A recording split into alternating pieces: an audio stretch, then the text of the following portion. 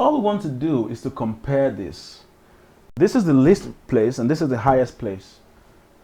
To know which is the highest magnitude among all these numbers, it has to be having the highest value in its highest position. So as far as we are concerned, this is the highest position, and the number here with the highest representation there is this guy, because this guy has got 5 where others have got 2 and zeros and zeros, and so this is the biggest number. So if we are increasing magnitude from lowest to highest, this should be the last number to appear in our results. Okay, 2 is the next guy because he's got the next highest magnitude in that particular respected position.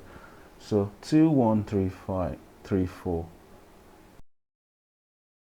Okay, the others look like they're so the same, so we cannot distinguish who is bigger than who among these numbers, because in this place they are all the same. So we go to the next place. In the next place, we want to see which of them. Well, we are no longer going to consider those ones because we've already concluded these first 2. So we're just going to be looking at the remaining 3 guys. This has got a 0. This has got a 1. This has got a 0. So who do you think is biggest among the 3 of them? The guy with the 1. So 109, 109. I'm writing it this way because I'm starting from the highest, whereas I'm meant to start from the lowest value.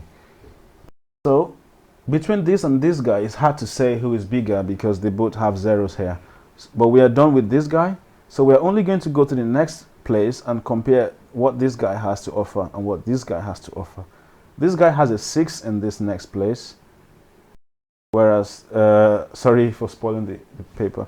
This guy has a 6 and this guy has a 0, so this guy is bigger than this guy. So it is 6, 2, and the list is definitely going to be 0.25. If you had other decimal numbers to compare, you keep going from place to place to see who has got the biggest value at each place, and that's how you know. But remember, the highest value starts from the right hand side, left hand place. Yeah. Quickly, let's do some addition and subtraction. I know that some of you already know how to add, okay? And at the same time, I know that there's some people, because I've met people who have problems with adding. Not that they don't know it, but they make some funny mistakes that could cost them a whole lot. So how do you add big numbers? How do you subtract? How do you multiply? You see? So it's going to be, we're going to do that for fractions and all of that. Oh my God, did I just, there's something I meant to say before that, okay? So we'll come back to addition. Remind me, somebody should remind me, okay? We'll come back to that. Just like I did the comparison between numbers, and I also included decimals as well. Let's see how to compare fractions in order of increasing or decreasing magnitude as well. So arrange these fractions in order of increasing magnitude. Right. You've got 2 over 3. You've got 4 over 5. You've got... Alright, that's all you've got. That's all you've got, okay? Now that's a... So what do we do? How do we know which is bigger than which?